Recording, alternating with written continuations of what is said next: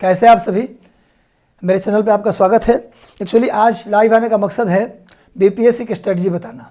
मैं जो आज बीपीएससी का प्री जो 66वीं का प्री होने वाला है, वो प्री आप कैसे क्वालिफाई करेंगे, ये मैं अपना व्यक्तिगत अनुभव बताऊंगा। कोई थोपा हुआ अनुभव नहीं। अब समय चूँकि आज 3 तारीख हो गया, 27 को आपका पेपर है, मतलब अब समय बहुत कम है।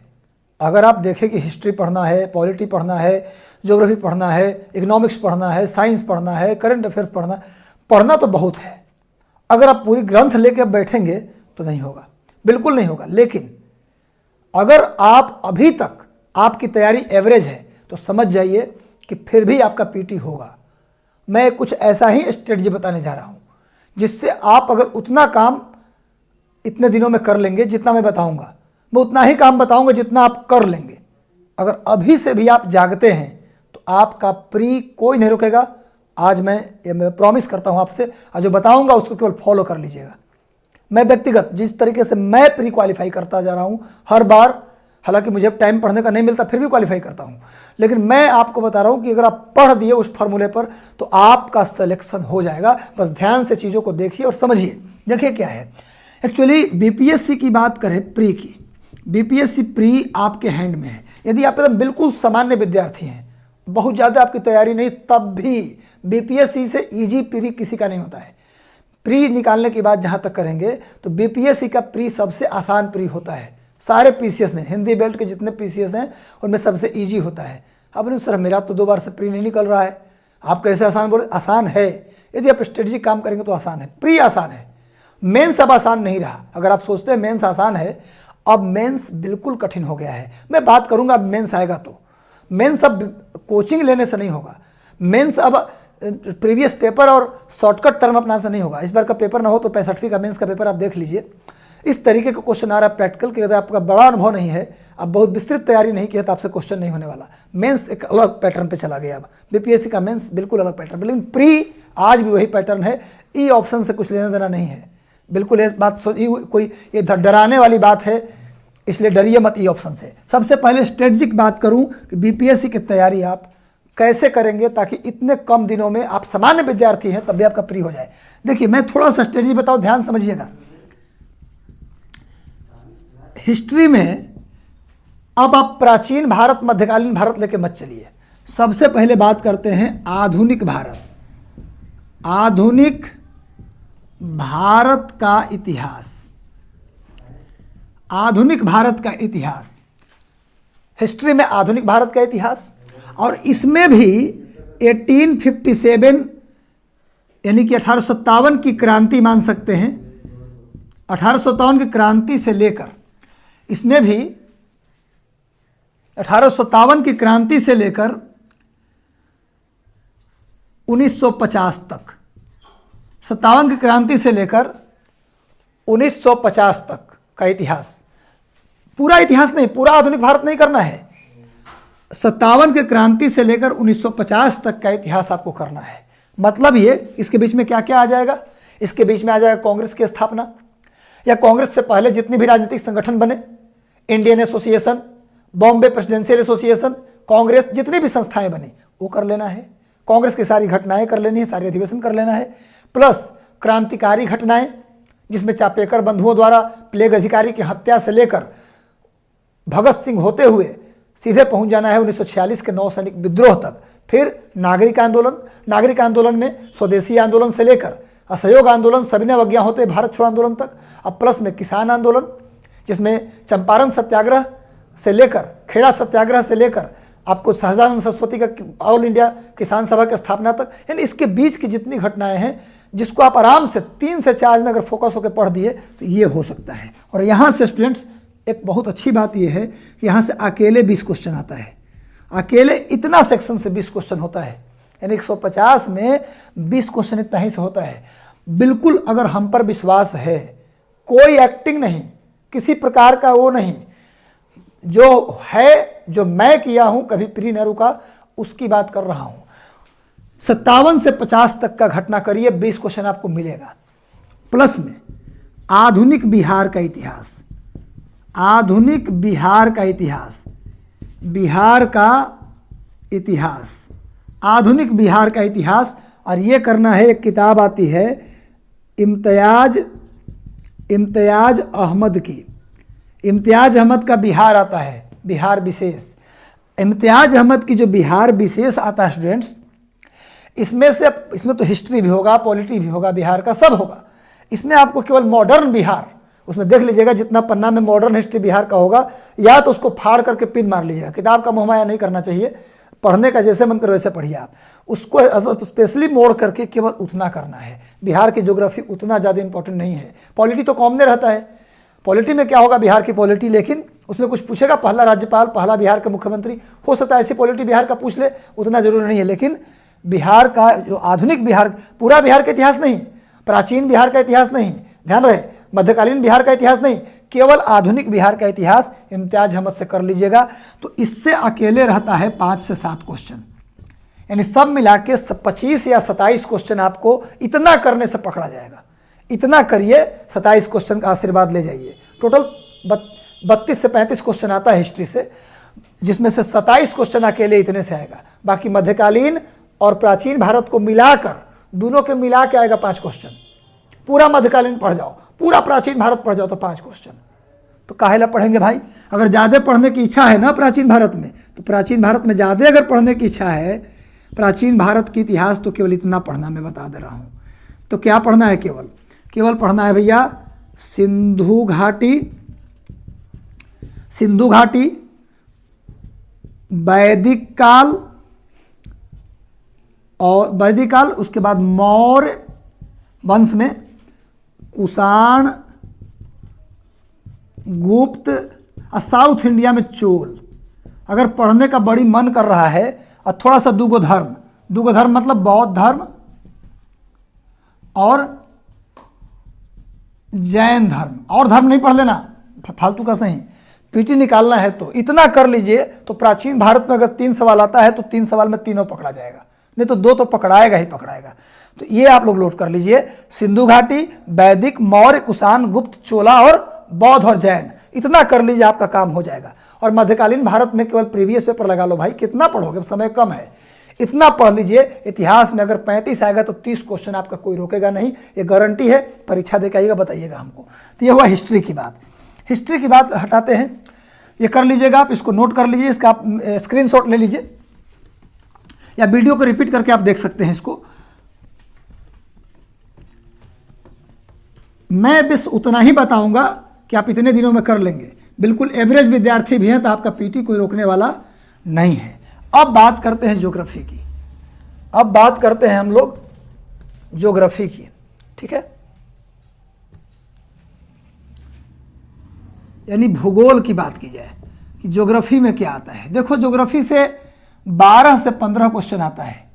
ज्योग्राफी से अगर बात करें तो 12 से 15 सवाल आता है ज्योग्राफी से। 12 सवाल क्यों नहीं,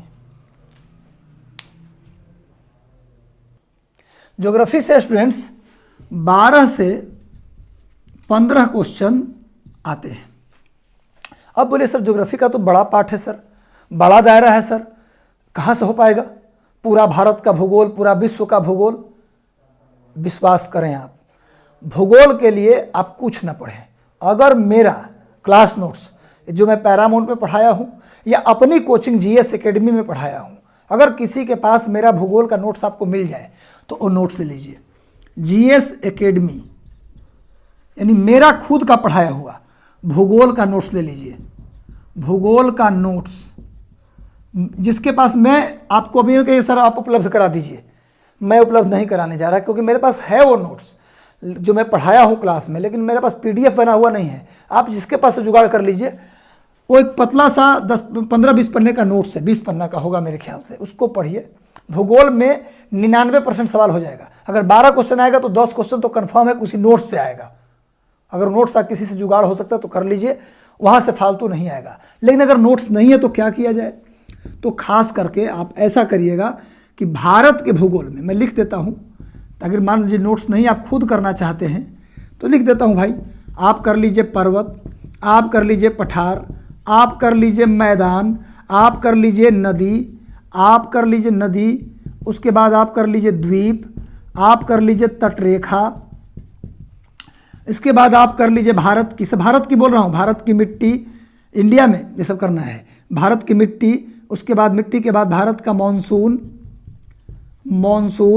भारत का वनस्पति। उसके बाद बाघ आरक्षित क्षेत्र, राष्ट्रीय उद्यान। उसके बाद जैवमंडल आरक्षित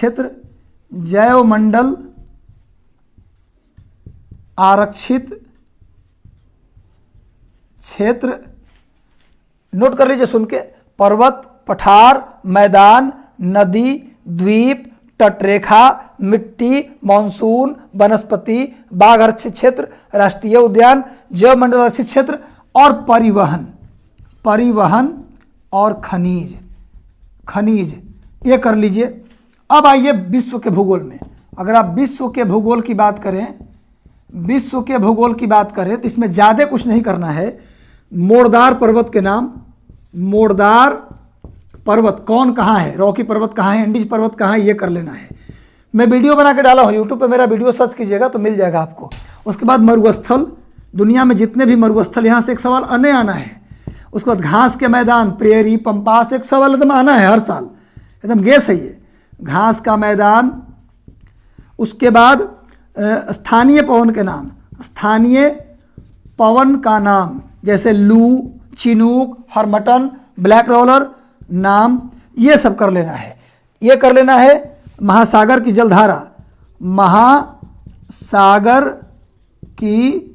जलधारा और विश्व की जलवायु,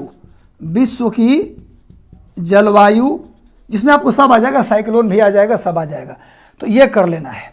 इतना पार्ट अगर कर लेते हैं तो आपका 12 में से 10 सवाल हो जाएगा, जो कि मेरे नोट्स में है वो। अगर आपको नहीं है नोट्स अवेलेबल होता है तो जिस किताब से आपको पढ़ना है पढ़ लीजिए।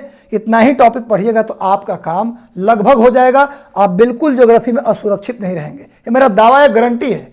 मैं अपने व्यक्तिगत अनुभव, ऐसा नहीं कि हवाई अनुभव बता रहा हूँ आपको, कर लीजिएगा। अगर नोट्स मिल जाए तो मेरा जरूर ले लीजिएगा। नोट्स कहीं से भी ले लीजिए, उसमें मेरा कुछ नहीं, कहीं कोई लड़का अवेलेबल करा देता है, कोई दोस्त करा देता तो ले लीजिए उसको।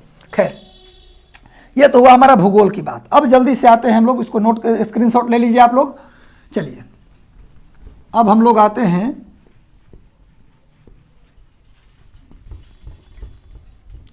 बीपीएससी के लिए कंप्लीट स्ट्रेटजी बता रहा हूं, इससे बाहर चीजें नहीं आएंगी, इस बात को आप समझ लीजिएगा। चलिए अगला पॉइंट करते हैं हम लोग। भूगोल के बाद बात करते हैं पॉलिटी की। पॉलिटी का मतलब आप समझ लीजिए राजव्यवस्था जिसको कहते हैं, संविधान जिसको आप कहते हैं, संविधान या राजव्यवस्था या जो भी है कॉन्स्टिट्यूशन, इसकी बात करेंगे तो कुछ महत्वपूर्ण अनुच्छेद है, महत्वपूर्ण अनुच्छेद जिसके लिए आप हमसे संपर्क करिएगा, आपको मिल जाएगा। और कुछ महत्वपूर्ण अनुच्छेद के बाद कुछ महत्वपूर्ण संविधान संशोधन, ये दोनों के लिए आप हमें मैसेज करिएगा तो गेस दे देंगे हम। इसमें ये नहीं बताएंगे अनुच्छेद 1 में क्या है, वो आपको खुद करना है, लेकिन कौन कौन सा अनुच्छेद और कौन कौन सा संशोधन करना है ये आपको मिल जाएगा। नीचे वीडियो में जो नंबर चल रहा है उस पर कॉल करके आप ले सकते हैं। दूसरा, संसद का चैप्टर तो हर बार महत्वपूर्ण होता है। संसद का चैप्टर चाहे यूपीएससी दीजिए या कोई परीक्षा दीजिए, संसद अच्छे से कर लीजिए। आपके पास लक्ष्मीकांत है, लक्ष्मीकांत से करिए, लूसेंट है, लूसेंट से करिए, जो किताब आपके पास हो, किरण है, किरण से करिए, लेकिन संसद कर लेना है, बहुत इंपॉर्टेंट है। संसद के बाद पंचायती राज में खासकर कौन कौन सी कमेटी बनी है पंचायती राज के लिए, वो जरूर कर लेना। अशोक मेहता कमेटी, बलवंत राय मेहता कमेटी, उनके रिकमेंडेशंस कर ले तो और बढ़िया बात है। पंचायत, नगर निगम नहीं, पंचायती राज के बाद महत्वपूर्ण है आपको जितने भी संवैधानिक अंग हैं, जैसे निर्वाचन आयोग, यूपीएससी, कैग, संवैधानिक संस्था, जैसे निर्वाचन आयोग हो गया, यूपीएससी हो गया, ये सारा ये कर लीजिएगा। इसके अलावा महत्वपूर्ण है सारा अनुसूची कर लीजिएगा, सारा अनुसूची कर लेना है। उसके बाद अनुसूची के बाद आगे आइए तो मौलिक अधिकार कर लेना है। मौलिक अधिकार मौलिक अधिकार और डीपीएसपी जिसको बोलते हैं हम लोग नीति निर्देशक सिद्धांत, ये कर लेना है। इतना कर लीजिए और कुछ महत्वपूर्ण अनुच्छेद और संशोधन तो हम लिख के देते हैं कि आप पॉलिटी में से अगर 12 सवाल आएगा या 15 सवाल, 12 से 15 यहाँ भी आता है, पिछले बार तो कम ही था, क्या करिएगा। अगर इतना कर लिए आप तो लिख लीजिए आप कि आपका 15 में से 13 सवाल हो जाएगा, बाकी 2 सवाल इधर उधर से रहता है वो कर लेंगे। अब तो पूरा पढ़ने का टाइम तो है नहीं, तो ये कर लीजिए आप। या मैं बता रहा हूँ कि मैं बिहार एसआई के लिए एक एक्सप्रेस बैच चलाया था जिसमें एक दिन पूरा 9 घंटे की क्लास रखी थी, जिसमें पूरा पॉलिटी हम पढ़ाए थे एक ही दिन में। अगर वो कोई 4-5 पन्ने का नोट्स आपको दे दे तो बड़ा काम कर जाएगा वो, पर मेरे पास वो नोट्स नहीं, ध्यान रखे, वो कोई किया होगा, पता करना पड़ेगा आपके ग्रुप में, तो वो दे सकता है आपको नोट्स। वैसे नहीं भी दे तो ये चैप्टर आप कहीं से भी कर लीजिए तो आपका पॉलिटी का काम हो जाएगा, अधिकांश काम हो जाएगा। चलिए, तो पॉलिटी का काम हो गया, इसको कर लेना है, इन चैप्टर्स को नोट कर लीजिए, यही सब करना है। अब टाइम इतना कम है कि इससे ज़्यादा आप कर भी नहीं सकते। अब प्रीवियस पेपर तो जरूरी है। अब इन सब चैप्टर से जो प्रीवियस पेपर तो आप लगाना ही पड़ेगा। आज तक 10 साल प्रीवियस जो 10 ईयर का पेपर है बीपीएससी का, वो जरूर आप लगाइए। अब प्लस में अगर हो सके तो यूपी पीसीएस और जेपीएससी, इनका भी पेपर आप लगा जाइए तो ज़्यादा बेहतर रहेगा। पेपर जितना लगा सकते हैं लगाइए। अब आइए अगला पॉइंट, पॉलिटी के बाद अब आते हैं इकोनॉमिक्स की बात करते हैं। इकोनॉमिक्स में बच्चे, जो मेरा अनुभव कहता है 10 क्वेश्चन आता है इकोनॉमिक्स में। 10 क्वेश्चन आता है, 10 क्वेश्चन आता है, जिसमें अगर आप बजट का मतलब 2020 में परीक्षा देना तो 19 का थोड़ा ना करेंगे। बजट और आर्थिक सर्वेक्षण 2020 अगर ये कर लेते हैं, बजट 2020 का और आर्थिक सर्वेक्षण 2020 का, किसका, इन दोनों में किसका, भारत का भी और बिहार का भी, दोनों का। बिहार का बजट अलग करना है, भारत का अलग करना है। आर्थिक सर्वेक्षण भारत का अलग, बिहार का अलग। अगर ये कर लेते हैं तो 10 में से 7 से 8 सवाल यहीं से आता है। 10 में से 7 से 8 सवाल यहीं से आता है। बाकी मिसलेनियस रहेगा कि मिश्रित अर्थव्यवस्था के जनक कौन थे, तो भारत में सेवा कर कब लागू हुआ, कि भैया LIC की स्थापना कब हुई, नाबार्ड कब बना, किस कमेटी की सिफारिश पर क्या बना, वो सब मिसलेनियस 2-3 सवाल रहता है। बाकी 7 से 8 सवाल अकेले बजट और इकोनॉमिक सर्वे से रहता है। इसको अच्छे से करना है। हाँ, ये कहाँ मिलेगा ये बता देता हूँ। कोई भी करंट अफेयर की मैगजीन लीजिए, अभी घटना चक्र का आया हुआ है, करंट अफेयर की मैगजीन ले आइए, उसमें बिहार और भारत दोनों का बजट दिया है। आर्थिक सर्वेक्षण बिहार का भी, अभी देखिएगा घटना चक्र का इकोनॉमिक्स स्पेशल एगो आया है, उसको ले लीजिएगा, उसमें है बिहार का भी और भारत का भी, बड़ा अच्छे से दिया हुआ है। घटना चक्र नोट कर लीजिए, इकोनॉमिक्स का आया है अलग से, इकोनॉमिक्स का अर्थव्यवस्था का पूछ के ले लीजिएगा, नहीं मिले तो जेरोक्स मिलेगा, ले लीजिएगा। उसमें दोनों दिया हुआ है, भटकने की जरूरत नहीं है, किसी के अंदर जाने की जरूरत नहीं है, आपका अपने आप हो जाएगा। ये इकोनॉमिक्स की बात हो गई। अब बात करते हैं, हो गया ज्योग्राफी, हिस्ट्री, पॉलिटी, इकोनॉमी। अब बात करते हैं साइंस में 3 चीज़ आता है, बायोलॉजी, फिजिक्स और केमिस्ट्री। ध्यान रहे, आप लोग को विश्वास है तो काम करिएगा। अब मोटी किताब तो लेके पढ़ नहीं सकते हैं, TMH का और किसका बायोलॉजी, फिजिक्स, केमिस्ट्री। आप ना हो तो जीके वाला जो आता है ना, लूसेंट का जो जनरल नॉलेज, जिसमें आपको हिस्ट्री, पॉलिटी सब रहता है, साथ में साइंसो रहता है, वो वाला निकालिएगा और उसमें से फिजिक्स, केमिस्ट्री, बायोलॉजी कर लीजिए। उतना हो सकता है आप कर सकते हैं। अगर नहीं कर सकते तो एक काम और करिएगा, इसके लिए एक काम करिएगा, प्रीवियस पेपर अभी तक जितना BPSC, UP PCS, JPSC, MP PCS, Hindi belt में जितना पेपर हुआ है, वहाँ जितना साइंस पूछा गया है, राजस्थान को छोड़कर, राजस्थान वाला साइंस है नहीं, राजस्थान में थोड़ा कठिन साइंस पूछता है, बीपीएससी में इजी साइंस होता है। तो बायोलॉजी, फिजिक्स, केमिस्ट्री के लिए क्या कीजिए, जेपीएससी का 4-5 साल का पेपर है, एमपी पीसीएस का 10 साल का पेपर, यूपी का 10 साल का पेपर, बिहार का 10 साल पेपर, जितना साइंस आया है आप व्याख्या के साथ लगा जाइए। मैं गारंटी के साथ वादा करता हूं कि आपको उसमें क्वेश्चन आएगा। 27 क्वेश्चन में 28 क्वेश्चन आता है साइंस से, उसमें से 25 क्वेश्चन वहीं से रहेगा। लेकिन ईमानदारी से प्रीवियस पेपर करना पड़ेगा। अब साथ में अगर हो पाए तो लूसेंट वाला जीके का जो किताब है उसमें से साइंस जितना दिया है कर पाए तो कर लीजिएगा, साइंस का काम आपका हो जाएगा। और जो सबसे बड़ा मैटर है वो है करंट अफेयर, सबसे बड़ा। अगर ये नहीं किए तो आपका रिजल्ट नहीं होगा। जिसका करंट कमजोर हो गया तो करंट अफेयर बहुत महत्वपूर्ण है, क्योंकि 32 से 35 सवाल अकेले करंट से आ रहा है। ठीक है ना। अब करंट मान लीजिए कि आप लोग हर महीने का मैगजीन लेके पढ़ रहे तो कोई बात ही नहीं है, दर्पण ले रहे हैं, क्रॉनिकल ले रहे हैं, कोई बात नहीं है। लेकिन अगर नहीं ले रहे हैं और करंट को थोक में करना चाहते हैं तो उसका उपाय है, उसका भी अभी घटना चक्र का इकोनॉमिक्स तो लेना ही है अलग से। एक करंट अफेयर आया है अलग से, अगस्त 2019 से लेके अगस्त 2020 तक का उसमें है। अब बाकी सितंबर सितंबर, अक्टूबर, नवंबर और दिसंबर तक का जो करंट है वो आप 4 महीना का अगर पीडी मिल जाए, पीडी का मतलब प्रतियोगिता दर्पण, पीडी मतलब प्रतियोगिता दर्पण मिल जाए, या क्रॉनिकल भी हो तो कोई दिक्कत नहीं, क्रॉनिकल या प्रतियोगिता दर्पण सितंबर का, अक्टूबर का, ये तो कंबाइंड पढ़ लीजिए इसी किताब से। और इस सब का क्या कीजिए कि मंथली ले लीजिए, या फिर इधर देखिएगा घटना चक्र फिर निकालेगा आगे बढ़ा के, एक आध देखिएगा 10-15 दिन में एक नया घटना चक्र आ जाएगा। पर इसका इंतजार मत कीजिए, समय कम है। आप क्या कीजिए, इसको ले लीजिए, लेकर इसको क्या कीजिए कि जनवरी से पहले वाला छाड़ दीजिए, जनवरी से लेकर, या फिर फरवरी में बजट आता है, बजट से लेकर यानी फरवरी से लेकर अगस्त तक का इससे कर लीजिए, और बाकी सितंबर, अक्टूबर, नवंबर, दिसंबर का पीडी प्रतियोगिता दर्पण या क्रॉनिकल ले लीजिए। और एक बात और बताऊं, मेरा व्यक्तिगत अनुभव अगर सुनना चाहते हो तो ये है कि एक बार करंट पढ़ने से करंट पकड़ाएगा नहीं। इस किताब को कम से कम 5 बार पढ़ना होगा लगातार, रंगीन करके, तभी करंट पकड़ाता है। करंट नहीं तो छूटने लगता है, फिर कहते हैं यार पता नहीं कहाँ से करंट पूछ ले, कहीं से नहीं पूछा उसी में से, पर आप ध्यान देकर नहीं पढ़े। कम से कम 3 बार तो पढ़ना ही पड़ेगा, इन सब को भी, मंथली मैगजीन को भी, सबको, और इसको भी 3 बार पूरे सिलेबस के साथ ये सब करना पड़ेगा, क्योंकि करंट को इग्नोर नहीं किया जा सकता। ये इग्नोर तो गए, इसलिए current affair and current affair 3 बार बोला हूँ, इसको सबको नहीं बोला, इसको बोला हूँ, करना होगा। और कम से कम ये जो घटना चक्र है इसको 3 से 4 बार पढ़ना होगा। सितंबर, अक्टूबर, नवंबर, दिसंबर के मैगजीन को 3 से 4 बार पढ़ना होगा। इस बात को आप ध्यान रखें, आपका सिलेक्शन कोई रोकेगा नहीं, 110 मार्क्स से कम आप नहीं रहेंगे। लेकिन आज तक अगर नहीं पढ़े तो कल से इन सब मैटर को लेकर सीरियस हो जाइए। बाकी हमारी शुभकामनाएं आपके साथ हैं, नीचे नंबर बिलिंग करेगा, उस पर कभी भी चाहें आप मुझे कॉल करके सलाह ले सकते हैं, मोटिवेशन ले सकते हैं। लेकिन लगिए, पीटीए नहीं होगा तो मेंस कहाँ से दे पाइएगा। मेंस के बारे में नहीं सोचना है, केवल पीटी के बारे में सोचना है। पीटी होगा तब ना मेंस देने का मौका मिलेगा। अब बिहार देता है मौका 6-7 महीना पीटी के बाद, मेंस के लिए चिंता मत कीजिए, मेंस के लिए काफ़ी समय मिलेगा। पीटी निकालिए, पीटी निकलना जरूरी है, लेकिन मेंस भी सीरियस होकर करना पड़ेगा, क्योंकि मेंस का पैटर्न अब जाकर देखिए बहुत अलग कर दिया। वो एक ज़माना था जब प्रीवियस पूछता था, इस साल पूछा है डीपीएसपी, तो अगला साल फंडामेंटल राइट, वो गया मेंस का जमाना। अब मेंस बिल्कुल अलग कर दिया है, सिविल सेवा के स्तर का कर दिया है। इसलिए प्लीज़ पीटी निकालिए, फिर मेंस में हम गाइड देंगे, गेस क्वेश्चन नहीं देंगे, आपको पढ़ना पड़ेगा।